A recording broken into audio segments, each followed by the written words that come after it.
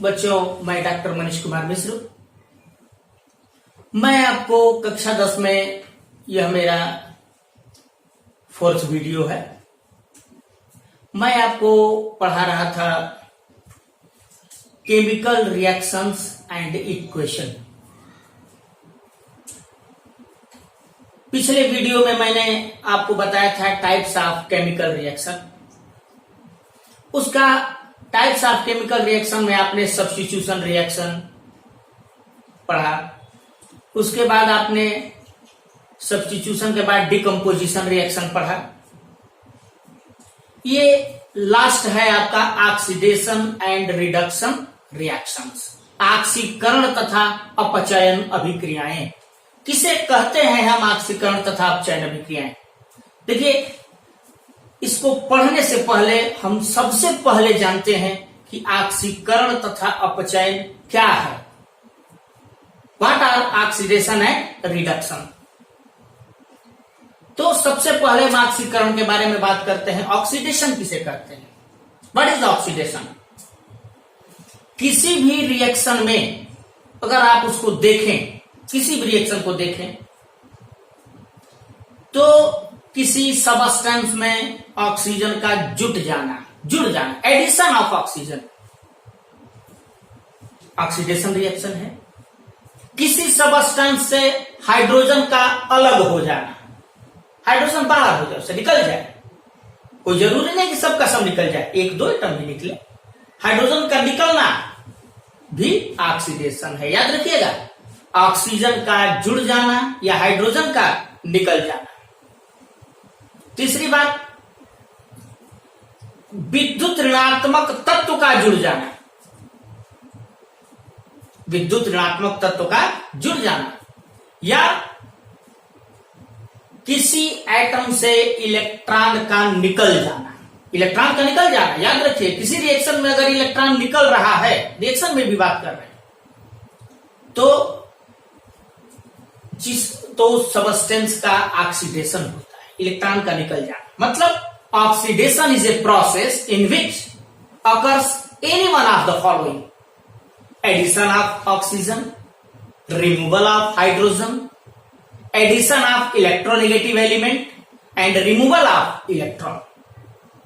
Oxygen का जुड़ जाना, हाइड्रोजन का निकल जाना, विद्युत ऋणात्मक तत्व का जुड़ जाना, या फिर इलेक्ट्रॉन का निकल जाना। कोई इनमें से होता है तो वह प्रक्रिया, यह प्रोसेस ऑक्सीडेशन कहलाता है, ऑक्सीकरण कहते हैं इसे। इसके विपरीत अपचयन होता है, एकदम इसके उल्टा। जैसे हमने बोला, ऑक्सीडेशन में ऑक्सीजन का जुड़ जाना, तो अपचयन में क्या बोलेंगे? ऑक्सीजन का निकल जाना।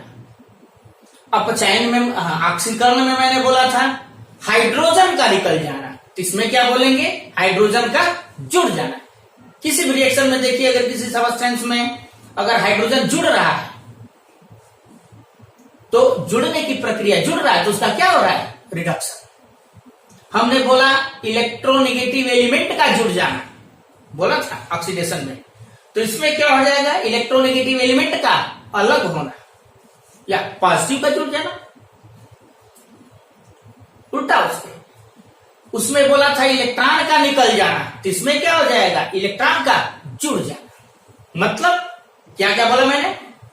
रिडक्शन में ऑक्सीजन का निकल जाना, हाइड्रोजन का जुड़ जाना, इलेक्ट्रोनेगेटिव एलिमेंट का निकल जाना, विद्युत ऋणात्मक तत्व का निकल जाना, या इलेक्ट्रॉन का जुड़ जाना। मतलब रिमूवल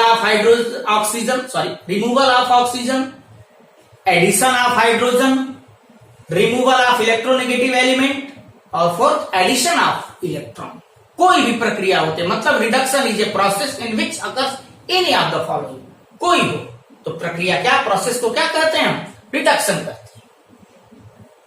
ठीक है, अब सुनिए, अगर किसी सबस्टेंस का रिडक्शन होता है या ऑक्सीडेशन होता है, तो कौन उसका ऑक्सीडेशन करा रहा है? कौन रिस्पॉन्सिबल है? कौन उत्तरदायी है इस कार्य के लिए? मतलब जो सबस्टेंस किसी दूसरे सबस्टेंस का ऑक्सीडेशन कराते हैं, मतलब substance which causes the oxidation of other element are called oxidizing agent.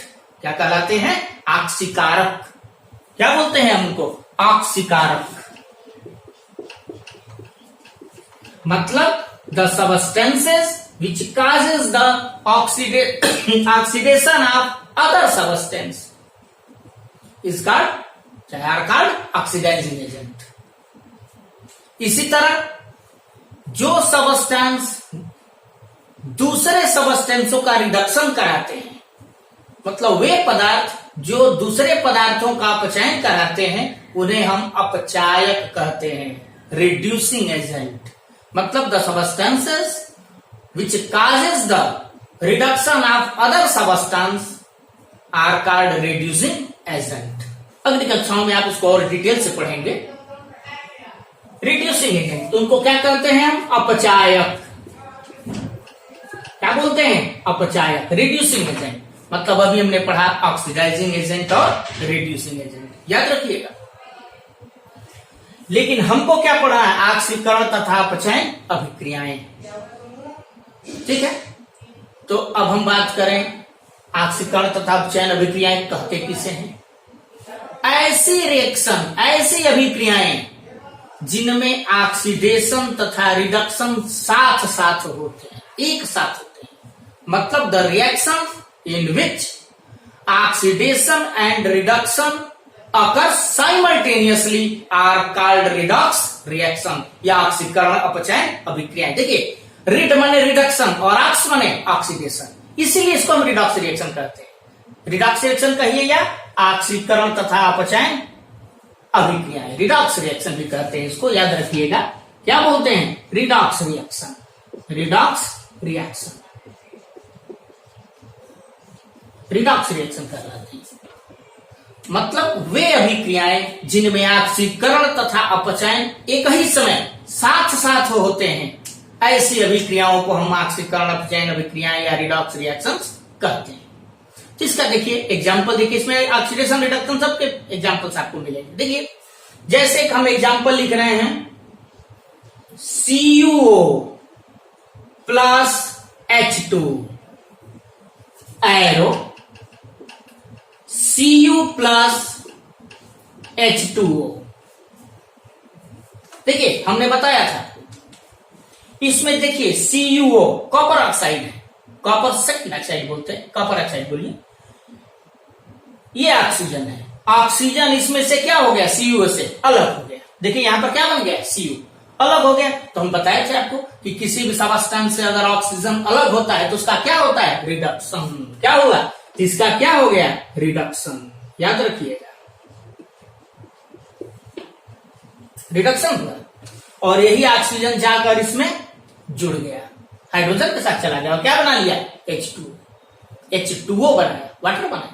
तो ऑक्सीजन इसके साथ जुड़ा, तो हमने बताया था एडिशन ऑफ ऑक्सीजन क्या है? ऑक्सीडेशन। तो यह प्रोसेस हमारा क्या है? ऑक्सीडेशन। क्या कहेंगे? ऑक्सीडेशन। इसका ऑक्सीडेशन हुआ H2 का।